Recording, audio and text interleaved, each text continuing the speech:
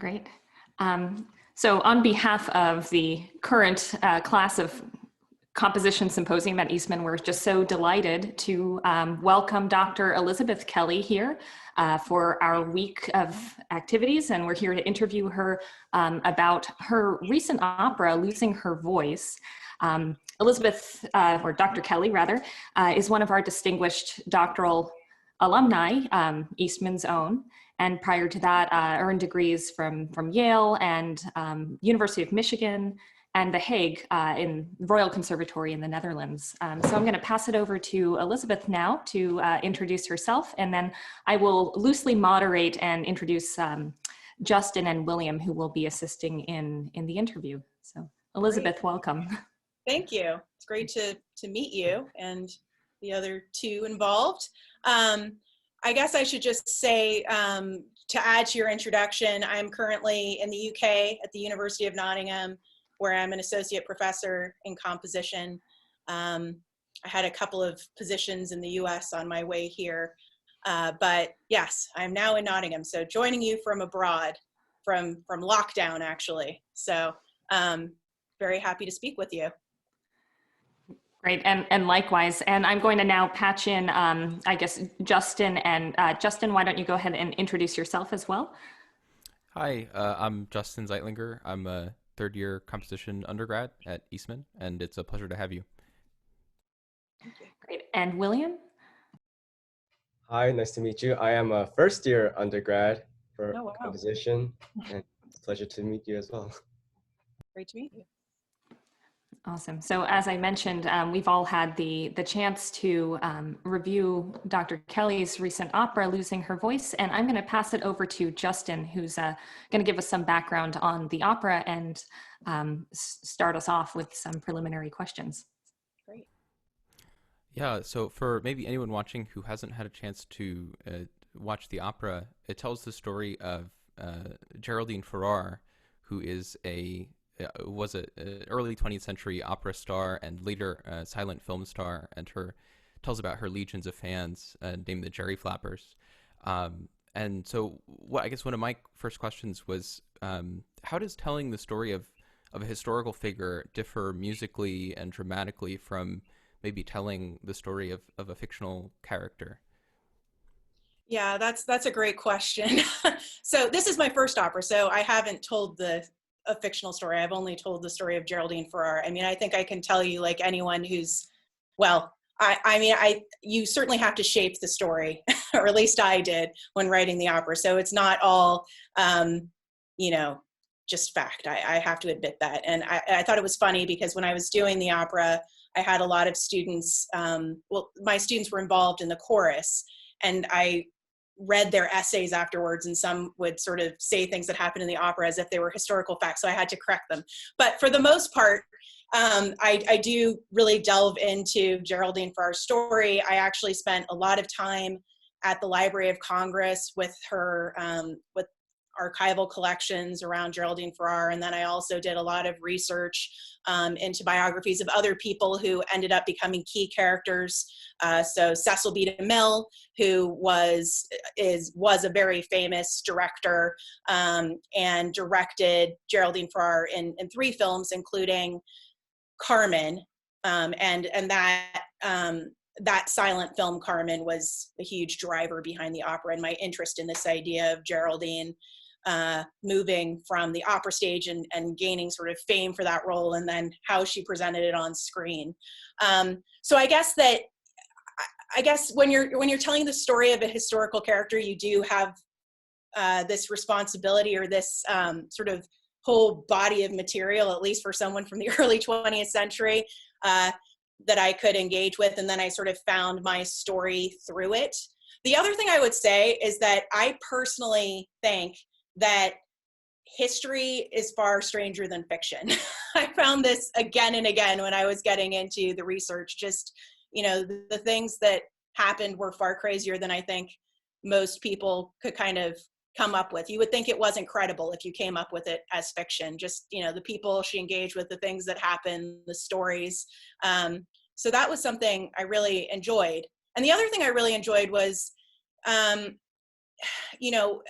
going through the historical research, I sort of came in and I had this particular bent on the story, like this idea that this was a female artist, and her story was kind of, you know, told by others, and she lost agency in her own story. And I kind of found that that wasn't totally true.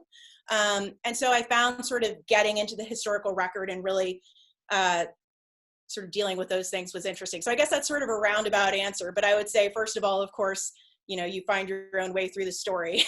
Second of all, history is oftentimes wilder than fiction. And I guess that if you look at 2020, that's further sort of evidence of that. Probably very few authors could have come up with this year. So yeah, so I guess that's my answer to your first question. Yeah. Yeah, thank you. And I think that all ties nicely kind of into the next segment of questions, which was that many students were wondering about the libretto, which of course you crafted yourself along with the music. And people were wondering about the research, which I think you talked a lot about already, which is super interesting. One other question is, was there anything that you kind of learned from doing the music and the libretto together that was kind of exciting or surprising or unexpected? So, well, first of all, so I won a number of grants to support the development of this opera, and one was a British Academy small research grant. So I was actually able to bring in a large number of opera scholars, silent film scholars, as I developed this libretto. And it was really remarkable just to have entire weekends where I would just basically be in a room with these scholars, and we would just really sort of get deep into some of the archival materials, their research. We spent an entire day just watching silent film footage, which was just fascinating. So, yeah, sorry, where did the question start again? I got sort of carried away with the research. Oh, the libretto, what it was like writing the music and libretto together. So I got a lot of feedback as I wrote the libretto from these scholars, which was interesting. When I started the project, I wasn't planning on writing the libretto. I had another librettist who was a playwright, and I just discovered that it just wasn't working. Because I had driven this project and had done so much of the research, I ultimately found that I was the one who kind of needed to, set pen to page and write the story as I saw it. And I also just found that as a composer, I found it easier just to work with my own words, because rhythm has always been sort of a driving force in my music. And so to be able to actually just kind of work hand in hand, I really enjoyed that. And also I have to say, I just really enjoyed writing the libretto. I did all of the research for maybe, I don't know, the better part of a year maybe, there was about a year probably of research leading into when I wrote the libretto. And then I just knocked it out in about 2 weeks. And I just worked feverishly for 2 weeks, not having written like a play or libretto before. And I really enjoyed it. And then of course I made edits as I went along, and we had some sort of reading sessions with singers, which were also, I made some changes, for example, to some of the sections with spoken text in response to that. But yeah, so it allowed me to sort of edit through the process, which was nice. Yeah. Does that answer that question? Yeah. Yeah, absolutely. And it's very impressive to hear the speed and intensity with which you worked on that. One other thing about the libretto that is really interesting is that it's a story about like music being represented through music. Yeah. And specifically, singing is a story about singing is being represented through opera.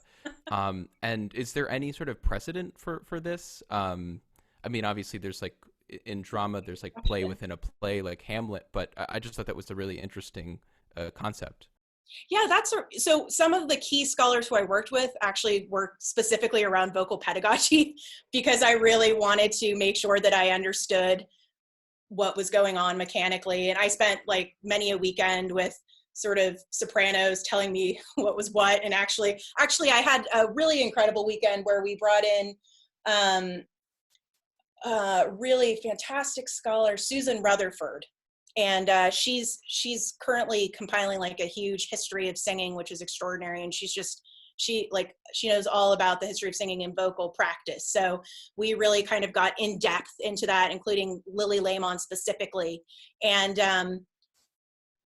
yeah, so I was trying to represent that as faithfully as I could. I'm not a singer. So yeah, so that took a lot of research too, but that's a good question. I can't think of another opera that actually sort of deals with vocal practice. I mean, I'm thinking like Sound of Music, there's that sort of, teaching solfege song, but yeah, I don't know. That's a great question. And actually, that's interesting that you asked that too, because part of, I think, the reason that things weren't working out with the librettist is because I do think that being a musician was kind of critical to telling this story. And that's part of why I took over. Because and even I really wanted to spend a lot of time with singers, for example, writing the Act 1, Scene 2, which is the singing lesson. I found actually documentation, which was an account of a lesson between Lily Lamon and Geraldine Farrar, which informed that, but I wanted to make sure that I was being somewhat true to vocal practice. And also that scene, I think, was one of the scenes.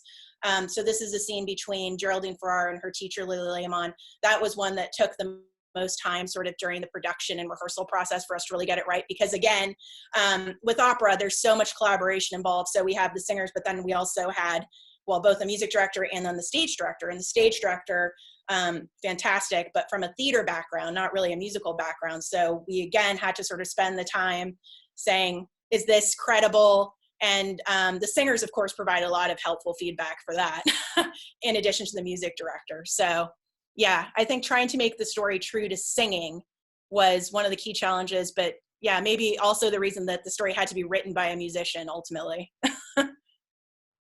Yeah, that all definitely makes sense, and it's very interesting to hear. And actually, you brought up one of the scenes that I was going to mention, which is the scene in which they're singing from Carmen, and actually utilizes that music. Yeah. And so, what challenges did you face in integrating it, or sort of what was that experience like? Well, so part of what drew me to this story in the first place was the idea of actually using Carmen itself, that source material throughout, because I was very intrigued, like I said, by this idea that she sang Carmen, and actually she did some vinyl recordings of Carmen, which were interesting. So, that's one of the nice things about people in the early 20th century. You can actually in her case, both see her in action and hear her voice. Of course, vinyl, different kind of sound. That's a whole nother world that some scholars like to, can spend a whole weekend talking about. I've heard it now. So I can assure you. But yeah, so I was really, and also of course, Carmen herself, this figure, I think that, the history of Carmen and the portrayal of this female protagonist and, the sort of, exotic sexuality that is perhaps, kind of then tamped down by sort of, various middle-class representations. It's so, it's, I think, a very relevant story to tell. And then, of course, was one of Geraldine Farrar's most famous roles. So this idea of utilizing Carmen and utilizing that melody from the opera, which is so well known throughout as sort of my basic source material, that was an idea from the beginning. And then I guess through the course of the opera, I thought about ways of sort of using that and transforming it in my own musical material. But then also I really wanted to actually try to bring it in literally. So you hear in the first scene, you actually see Lily Lamon's performance of that literally. And again, I wanted to show this sort of transition and performance practice going on. And yeah, and then at the end of the opera, you actually hear, it's not the real vinyl recording because of copyright, but we created a faux vinyl recording in the studio with the soprano who was playing Geraldine Farrar, Susanna Fairburn, who's just absolutely extraordinary. Anyway, so I wanted to have like this idea of, the actual recorded artifact of Carmen coming in at the end. So it kind of goes throughout. Yeah. And I guess that Carmen itself was sort of an inspiration to me. Yeah, that moment at the end with the the old timey recording was very striking. It was one of my favorite moments. So thank you very much. Thank you. I think I'm going to pass off the questions to William now. Hi. Hi. My first question is about the instrumentation for your opera. So Yeah. I noticed you took a different approach in terms of instrumentation. Because like instead of like the typical like Wagnerian like orchestra, you took a more smaller and intimate approach. And I just want to ask like, what was your thought process in like doing that, and like what kind of challenges or unique experiences did you encounter when doing this? Well, I unfortunately didn't have a Wagnerian budget to work with. I would potentially be interested in doing another version with larger orchestra. But I was writing for this particular venue, Lakeside Arts Center at the University of Nottingham, and it's actually a small black box theater. And so I knew that I needed to write for a smaller ensemble. So I guess I sort of created a pocket orchestra, if you will, sort of, inspired maybe a little bit by Pierre Lunaire or something like that. But and I also was writing specifically to the strengths of the players that I had. So I've worked a lot with the Villiers Quartet, and they were a part of it. And then I wanted also to incorporate student performers. So we had a very strong clarinetist, Matthew Walker. He was the clarinetist. And then we had actually a couple of students who were sort of with the Villiers, and then piano, actually my colleague played the piano part, and then percussion, which I kept small in part because of the space. Again, we had a student percussionist. So I also kind of was writing to the ensemble I had, and that we could fit into the space. And actually a lot of the production design had to do with how do we fit this orchestra into the space with the singers, and ultimately we effectively incorporated them into the design. So you'll see that you can actually see the cellist, I think, throughout. And then of course, there's a lot of screens in the opera, and that's a big part of it. And the screen in front of the orchestra it's called spaghetti string, so people can come back and forth. So I guess the long and short answer of your question is, I mean, it was partially just budgetary kind of concerns. But I also think that having the small ensemble really allowed it to, speak to the intimacy of the space, and worked for the chamber opera that I was writing. So, yeah.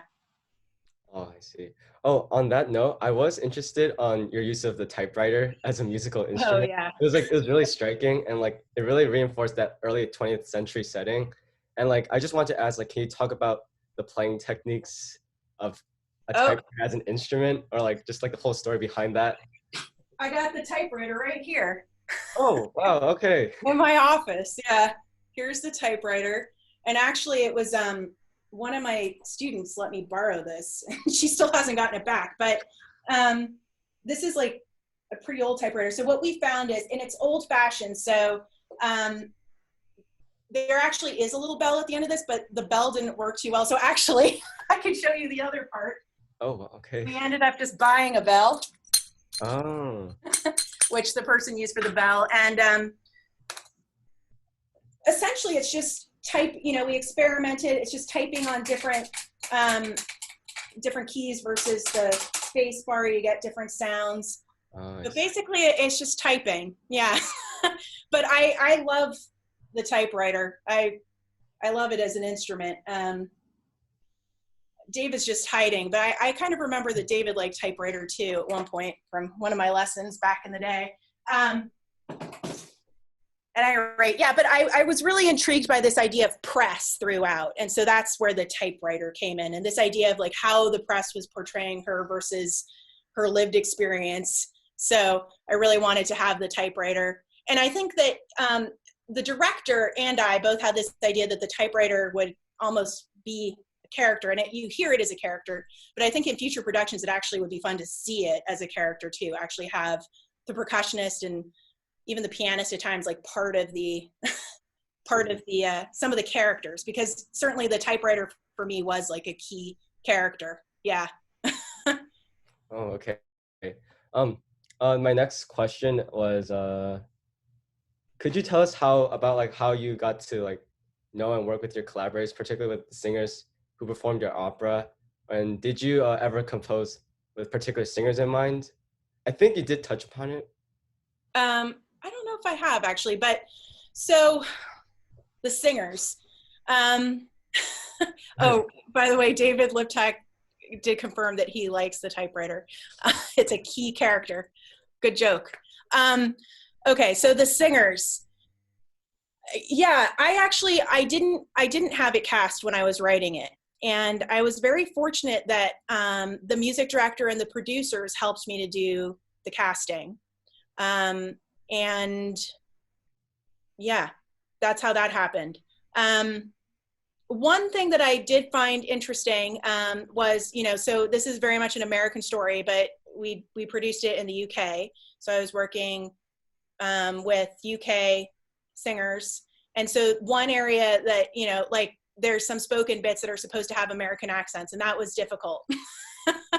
And so, but I think that they pulled it off well. And actually it was interesting because there were two Welsh singers, so both the male singers are Welsh. And I thought the tenor, I mean, I couldn't believe it. He could talk to me like a California surf boy on command. Like, it was amazing. But if you hear him normally, he sounds like a Welsh person. So, but that's not necessarily a singer or skill that all opera singers have. And ultimately the most important thing is obviously to find people who can sing your music accurately and well. And also they learned it pretty quickly because there was a pretty tight turnaround. I mean, I wrote this whole thing pretty quickly because the funding came in and it had to be spent. So I basically wrote the opera maybe a year and a half, and then they learned it in maybe 2 or 3 months, and then we did it. So we needed people who were really skilled. But I would say that, no, I didn't write for specific singers. I did write, obviously with specific vocal types in mind, in part because that's actually what the opera's about, sort of the story of different types of sopranos. And then Lakeside Arts Center and the music director helped me to do the casting, and I think they did a great job. Oh, and actually one of my PhD students, who is herself a fantastic mezzo, also assisted in the casting. She helped me to find Lily and the baritone. So yeah, so I reached out to a team to help me with the casting. Yeah. Okay. Another question I had was, could you, I think you mentioned it in the program notes about the app. So could you like elaborate on Losing Her Voice audience app and the nature of its interactive materials? Did you find that the audience was eager to participate in it? And was this like additional engagement? Did it enhance the experience of the opera? That's a great question. Yeah. So from the early days of when the opera was just a twinkle in my eye, I was lucky that here at the University of Nottingham, we have a mixed reality lab in computer science, and they're absolutely world leading, fantastic, and also just happen to be very interested in music and performance. And so I was very fortunate that they were interested in the project, and we won a grant to work together. So they were very much part of the opera from the beginning. So we designed the opera around having various forms of interactivity. And so they were, I mean, that was actually something kind of new for me. I as a composer before this opera, I mean, typically as a composer, you work with, like, let's say you're writing a concerto, you'll work with the performer. If you're writing for an instrument you don't know, like I had written a lot for electric guitar, for example, so I always work with the performers. But to actually sort of be collaborating with other people through the creative process, it was a very different kind of process for me. So the computer scientists, from day one, we were thinking about how do we kind of seamlessly integrate like mobile phones into an opera. I mean, actually it was a discussion even leading into that, if we're going to have this audience interactivity, which we wanted to do because we thought it would be an interesting way to sort of tie the historical fan culture around Farrar to contemporary fandom, if you will, like on social media.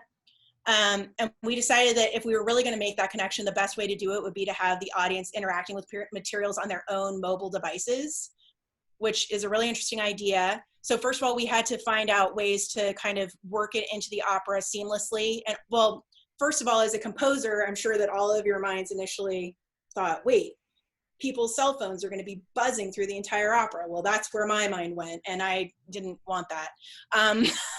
But so we thought about ways of solving that. Then there's also the secondary issue of you don't want people just staring at their phones when they're at a live performance.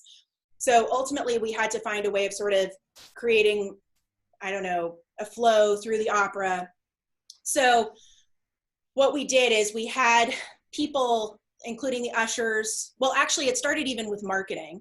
So when people bought their tickets to the opera, they were sent a link to the app so they could begin to engage with it ahead of time. And we had things like quizzes and stuff to sort of warm them up. Then when they came in, there were people who could help them get the app set up. And then we had like quizzes and things on the screen before the opera started, sort of, you know, a little bit about the life of Geraldine Farrar. Then through the first act, at the beginning of each scene, one of the archival images and like a little description pops up on the phone. But that's the only kind of intervention in the first act. It's just to start to make people aware of the mobile devices. And of course, the first act is more sort of on the stage, acoustic anyway. Then in the second act, when Geraldine Farrar goes to Hollywood and we're on the screen, that's when more of the activity goes on. So in the beginning, they're still just following kind of, but then in Act 2, Scene 2, the scene where she's singing with her silent film co-star, some social media type things start to pop up, and that also comes up on the phone. So that's sort of priming them. And then when things really start to happen are the final two scenes where, first of all, so Act 2, Scene 4, they're liking things, and then ultimately selfies that they've taken populate the screen. And then in the final scene, they actually, that final bit of audio, the sort of faux vinyl recording echoes out on all the phones at the end, which was really quite haunting. So, and then afterwards, there was also some engagement, like they could fill out surveys or quizzes. So we created this sort of whole journey, and we thought about how to integrate the phones into the experience.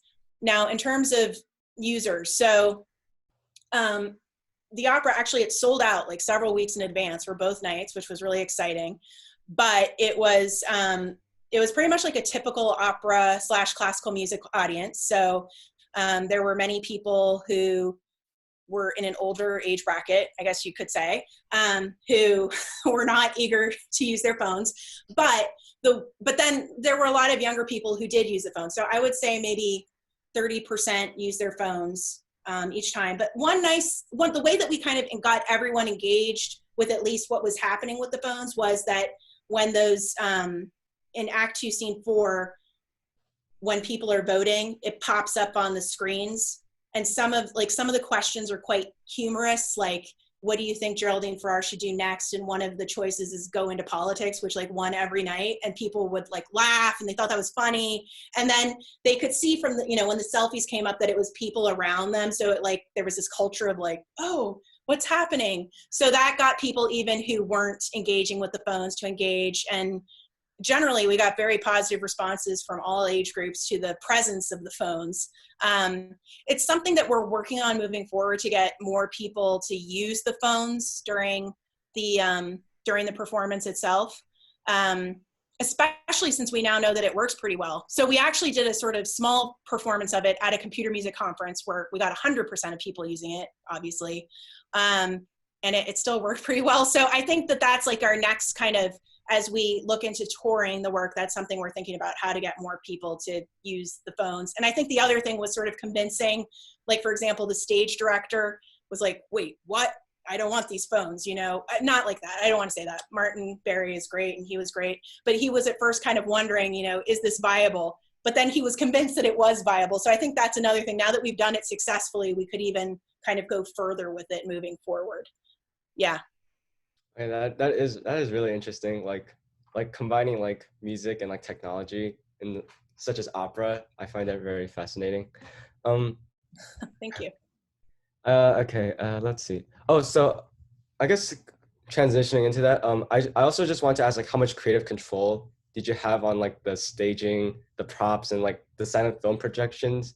Or like, could you just talk about that a little bit? Oh, okay. Yeah, that's a good question. So at the beginning of the second act, there's scenes that pop up, and those are actually like in the libretto. So those are, yeah, I wrote to include those. But the other images are actually drawn from my research that I did at the Library of Congress. And then I worked with this spectacular digital artist, Barrett Hodgson, who, so at the Library of Congress, a lot of the material are actually these like huge like scrapbooks that are like this big. These amazing fan scrapbooks with like clippings and stuff like that. And obviously that really fits into our theme as well. So we had this sort of scrapbooking idea throughout. And then of course that also leads into the social media that happens later on. So I guess I sort of provided some of the materials, but then he made the magic happen. And then in terms of, I mean, we had these production meetings. So I think I was like very fortunate, and I think it's actually quite unusual that the librettist and composer would be able to have as much say as I did. But we, you know, there was a digital designer who did the digital design of the, you know, sort of scrapbooking things that you see, and also the digital design of the app, because we wanted it to, like, the visual appearance to match.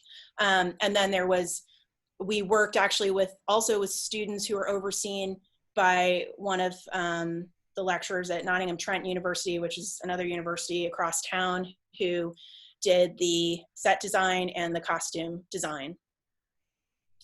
Yeah. So I was involved, but they ended up sort of taking things in their own direction. But there were all these like huge meetings where we would have discussion about it, which I also found like to be a really nice way of working. And I also had to learn to, like, you know, like, can't control everything anymore. You gotta let it go, which is hard for a composer, I think, or at least for me, but ultimately very rewarding. Yeah. Okay. This next question was from a student. Besides the music, are you also inspired by the stage direction in different operas? And how do you balance the ensemble with the staging to make sure that one doesn't take over the other? Wait, I don't understand the second part of that question. How do you balance the ensemble with the staging to make sure? Oh, I think what's saying, like, how do you like balance like the music, the ensembles playing, and like what's happening on the stage, like how does that all like work together basically? Well, I mean, as a composer, for me, obviously the most important thing is always going to be that people perform it accurately. So, I mean, okay, so I can say that, for example, there were times like when the way that the stage was set up, it would have been necessary for them to use monitors. And we generally tried to avoid that because we didn't want to have delay and stuff like that. Although in the end, actually, I think they did end up using some monitors where they would have to see the conductor through a monitor. But generally, I think that we erred on the side of making sure that they could sing accurately for the most part. In terms of what did I take inspiration from stage direction? Well, I mean, I think that because of the nature of this work, we had to think about how the film aspect would work from the beginning. So it was kind of critical for us to think about that from the beginning. And we came up with the multiple screen idea relatively early on. Oh, I see. Yeah. So this last question was just a simple one. So my question is, which 20th or 21st century operas do you recommend young composers to listen to? Yeah, that's a really good question. Well, I actually think like one of the operas that got me really excited about opera was when I was at Yale. I remember that we had a symposium like this with John Crigliano, and I saw Ghosts of Versailles, which I thought was really beautiful. I mean, this isn't the answer you're looking for, but I think the opera experience that I found like most overwhelming was I went to Wagner's Ring Cycle in full, actually here in town. They did a staged, not an unstaged version, a concert version. And it was amazing. I'm trying to think of other 20th. Well, so there's also a lot of really interesting work going on. since I have my computer here, Phil Venables has this really fantastic opera called Psychosis. Let's see, sorry everyone. Psychosis, there's numbers then. 4.48 Psychosis, which I thought was really spectacular. It's about someone descending into mental illness, but it's just really powerful staging. I saw it in London. For a few years while I was writing the opera, I also went to the Prototype Festival in New York, and Opera America sponsored us to be able to go to the Opera America conference. So I also won an Opera America discovery grant for women composers as part of this. And as part of that, we were invited to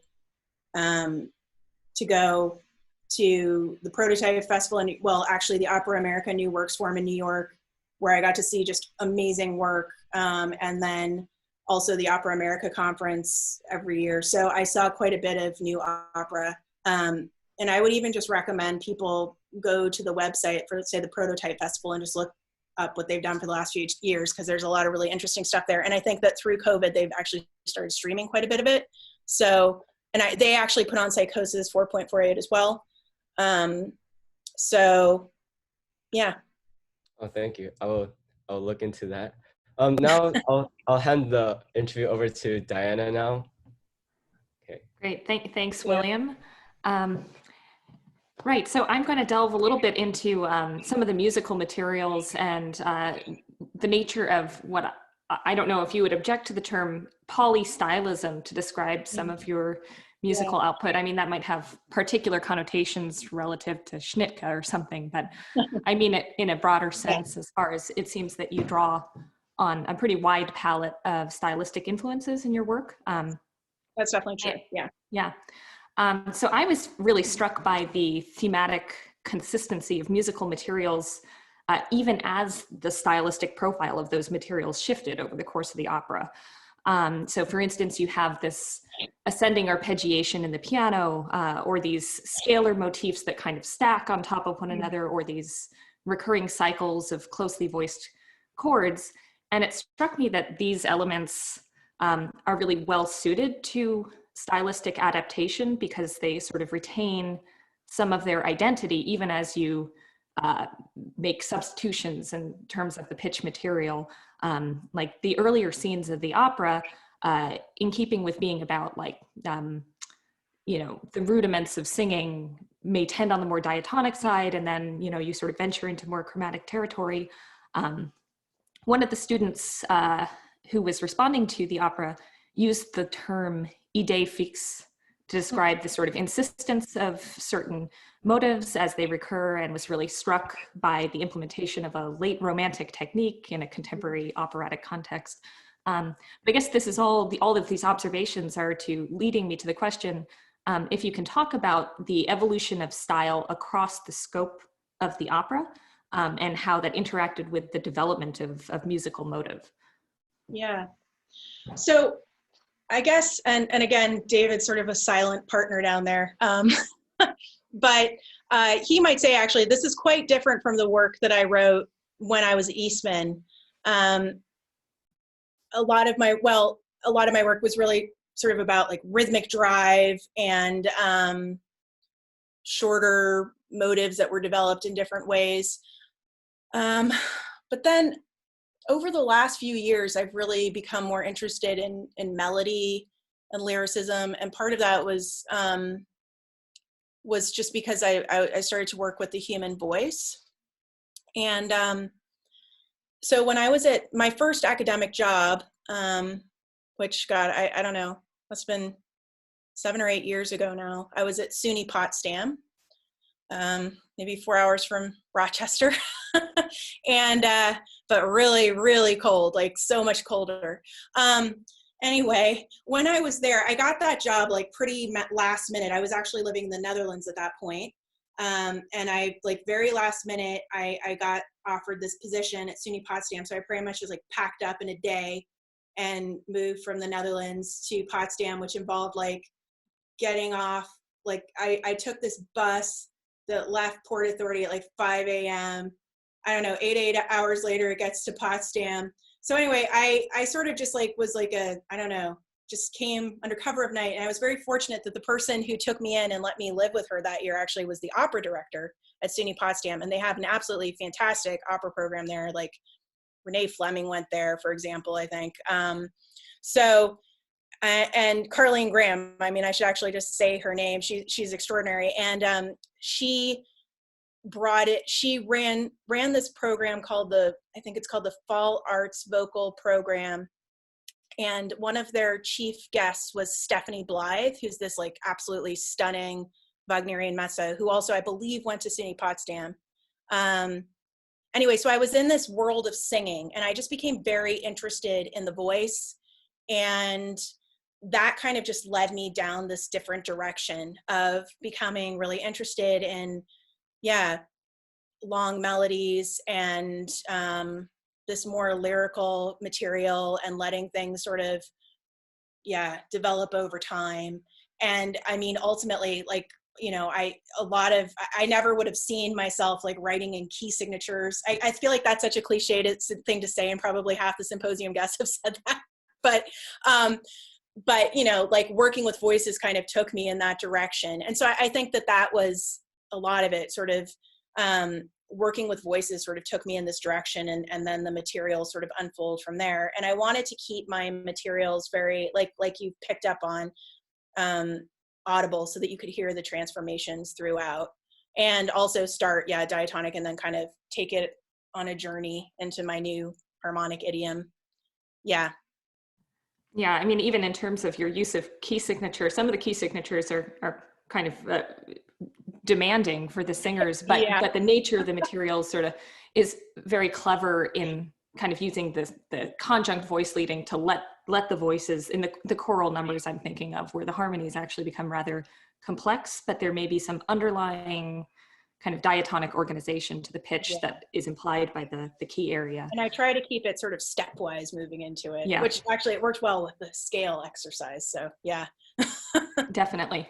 I'm going to shift around the order of our questions, because you commented on kind of being drawn more into the world of vocal composition, having kind of previously composed, I guess, primarily for instruments. And I was canvassing your repertoire and noticing that in your instrumental repertoire, you even mentioned that you've written extensively for electric guitar, maybe with a certain.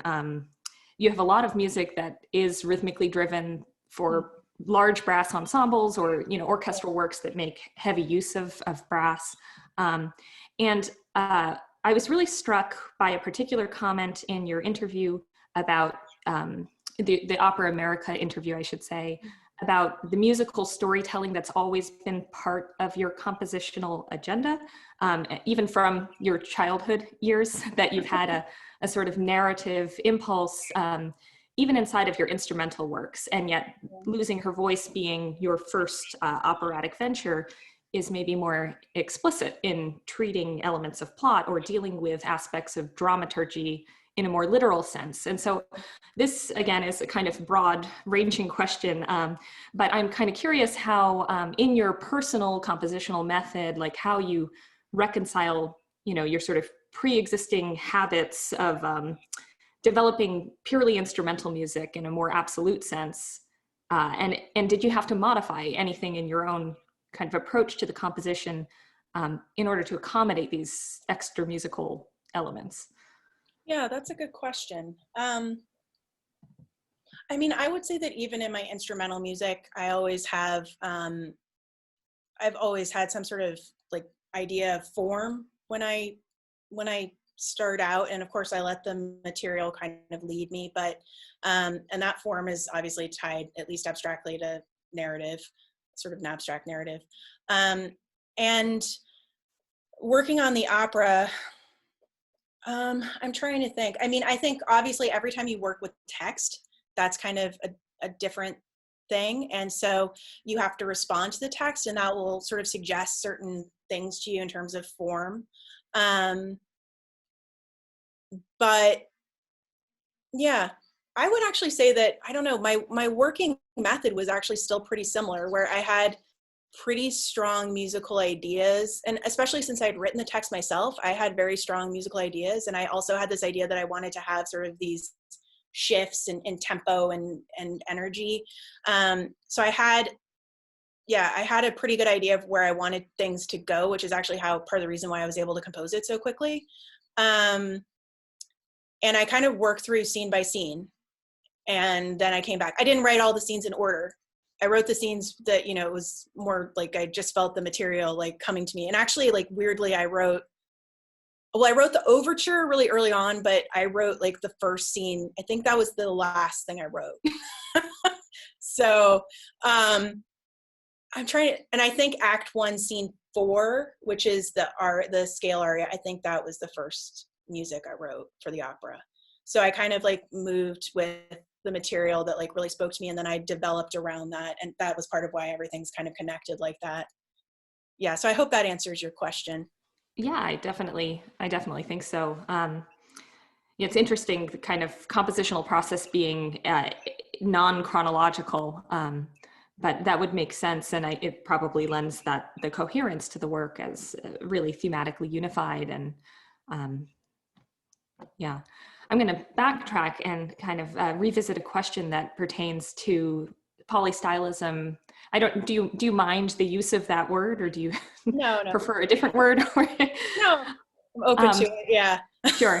Again, I was browsing through your website and listening to various works, some older works, for instance, your 2008 OSEA commission, Fracas, which is scored for saxophone, electric guitar, piano, and drum set. That would be an excellent example of a piece that has really far-ranging stylistic influences that are quite divergent. So rock music, there is a Salve Regina chant, I believe, in that piece, and Hungarian folk tune, but then also a kind of very percussive atmosphere and use of extended instrumental techniques. And despite kind of the huge variety of stylistic input, I found the work to progress really organically and be very cohesive. So excellently done, but it sort of boggles the mind in a way how when you consciously invoke such a wide variety of styles, I'm just kind of looking for insight as for how you were able to achieve like such a musically convincing blend. Oh, thank you. Well, I would say that, the music that comes out in my music is kind of the music that I really love. So, I've mentioned Wagner, but I would say I think maybe the greatest song composer of all time is Cole Porter. I just absolutely adore Cole Porter. He was an inspiration. I almost like hesitate to say it because he's just so brilliant, but he was an inspiration to me, not only as a composer, but as a lyricist in this work. And actually, Act 2, Scene 2, the scene between Lou Tellegen, her husband, and Geraldine Farrar is kind of like my tip of the hat. So like, you were my ideal love, better than booze or snuff. Like that was my little like tip of the hat to Cole.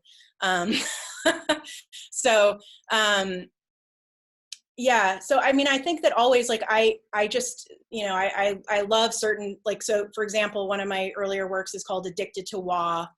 I've always loved the wah wah sonority. I kind of first arrived at it in a sort of long relationship with the electric guitar, and then fell in love with the brass sounds that inspired it. And it's sort of just like I had this obsession with this sound that went through my music, and it would sometimes maybe come out in places that were unexpected. But I guess that probably like a lot of composers today who hear all this music, right? I think that it all kind of comes in, and then it comes out like through the prism of my own voice, which kind of brings these together. And like, I guess for me, I hear, a connection between these, like, the harmonies and jazz and Wagner, for example, that like, I think have increasingly started to come out in my music.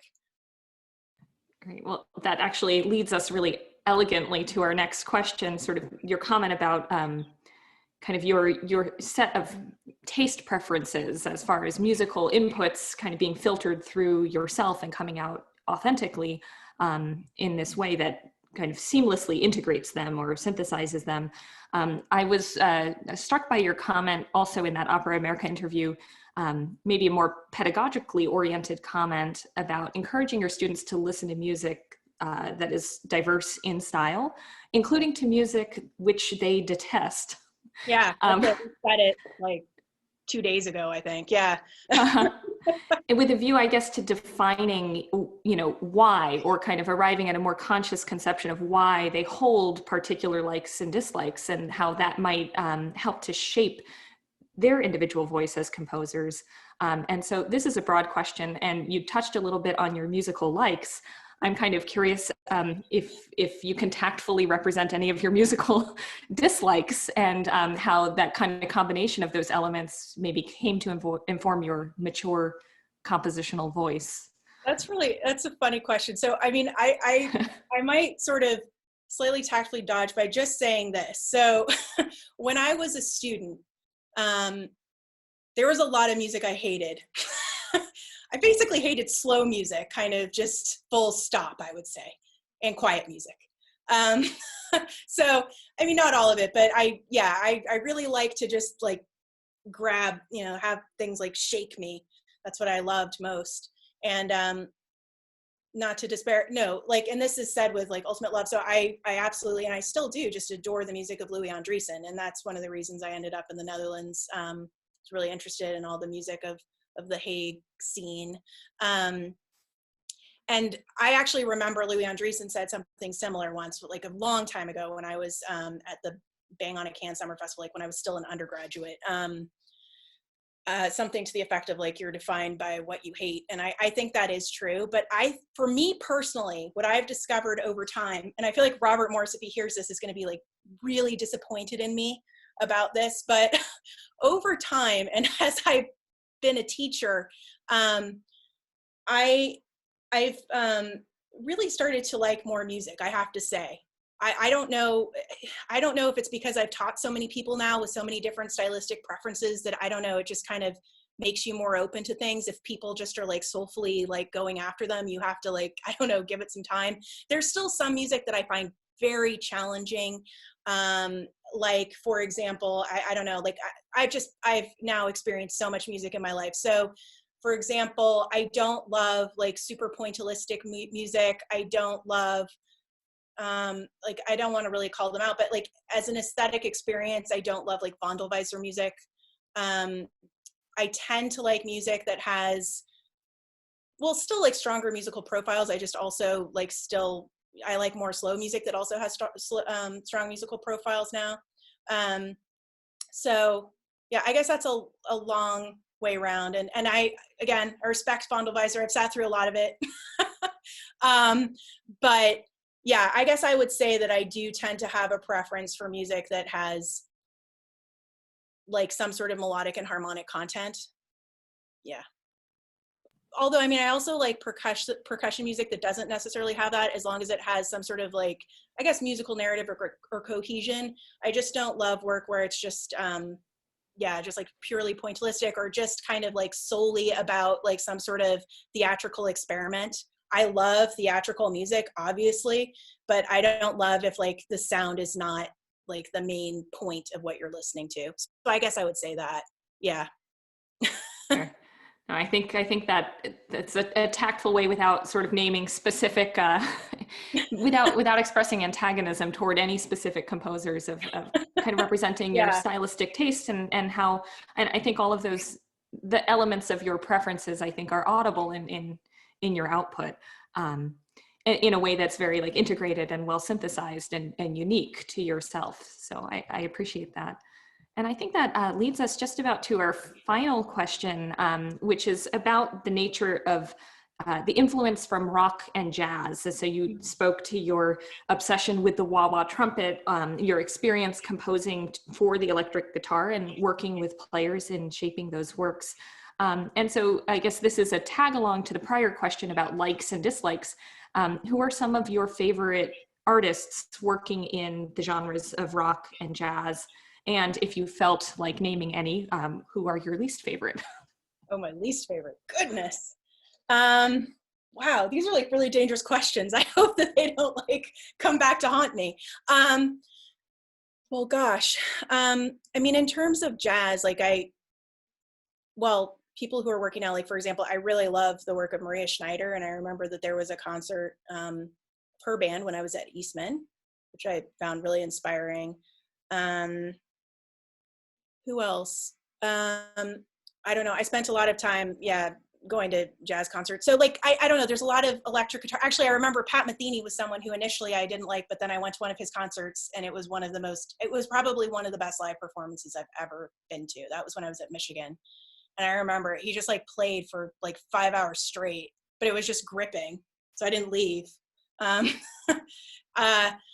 so yeah. And then in terms of rock, like I always like, I like sort of like psychedelic rock a lot because I like those sounds like Jimi Hendrix or people like that. But I don't know, I have pretty wide ranging tastes.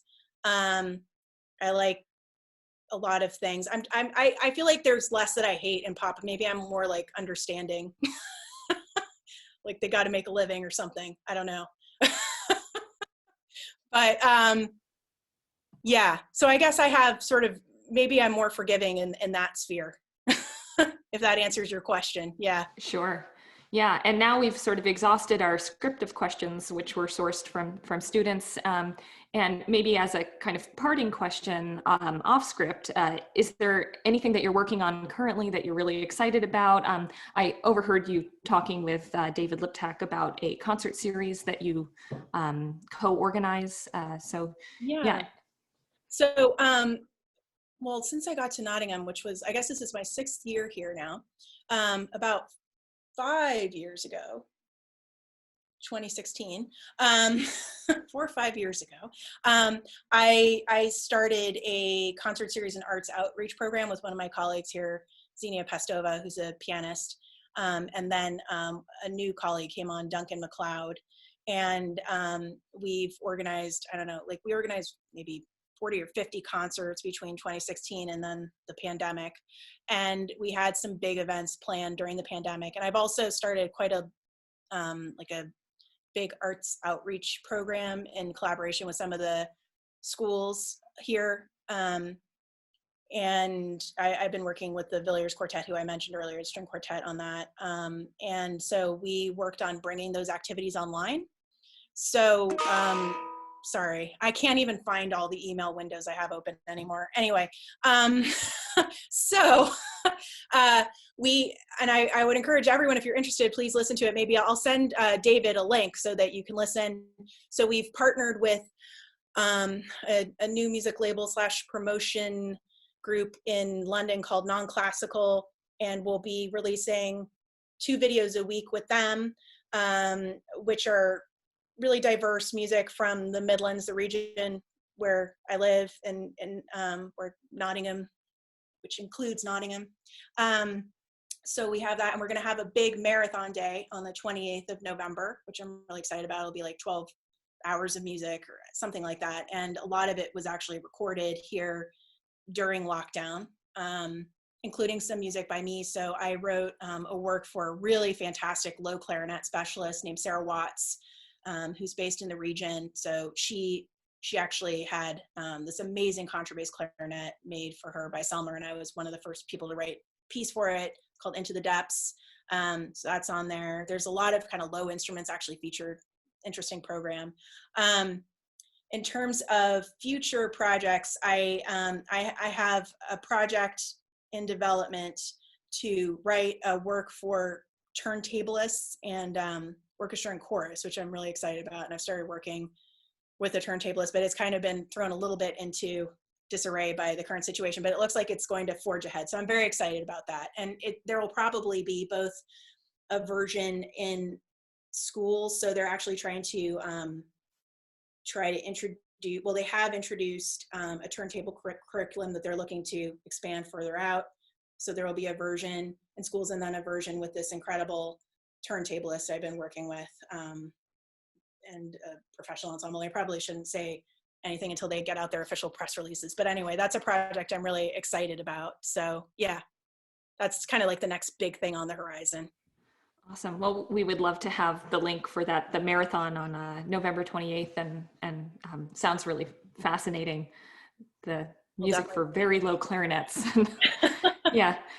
So at this point, I think David has joined us again, and we'll conclude the formal part of this interview. But thank you so much for joining us. This has been really fascinating. And I think I speak for all of us when we say that we really enjoyed watching your opera this week and are grateful to have you. Well, thank you. And I just want to say, I thought that all of the questions were really great. So well done to everyone on that, and well articulated. So thank you very much. And I'm glad you enjoyed the opera. Right.